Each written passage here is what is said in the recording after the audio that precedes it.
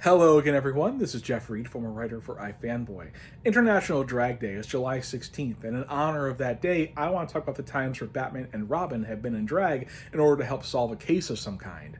The only time I can think of where it happened in the comic books was in the pages of Dark Knight Returns, where Batman dresses as an unhoused woman in order to go undercover, but that doesn't really seem like drag to me. That seems like something else.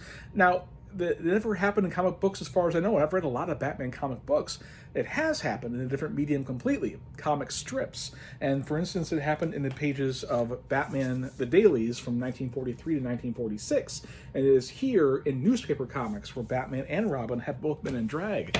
And the thing about the strips is that no one in the 1940s wanted to be a comic book artist. They wanted to be a comic strip artist. That came with prestige and money and a syndicate behind you.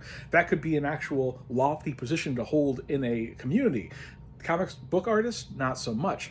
So when the opportunity came for Bob Kane, Bill Finger, and National Comics as a whole to jump in on this medium, they went for it, and it only lasted a few years, as you see there. It was too bad.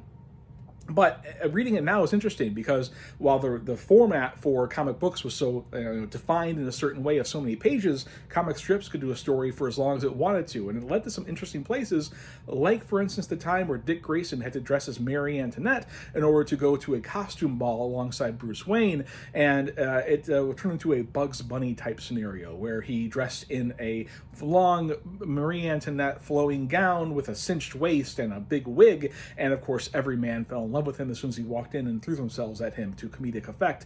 The cartooning here is really solid. I mean, look at this panel where Dick Grayson gets in Alfred's face for being a little too flippant about the thing that Dick Grayson has to do. It's a very comedic short story. It's a lot of fun. And honestly, Dick does lose his wig at one point, which in drag race circles is a big no-no. He would never win the lip sync off with that.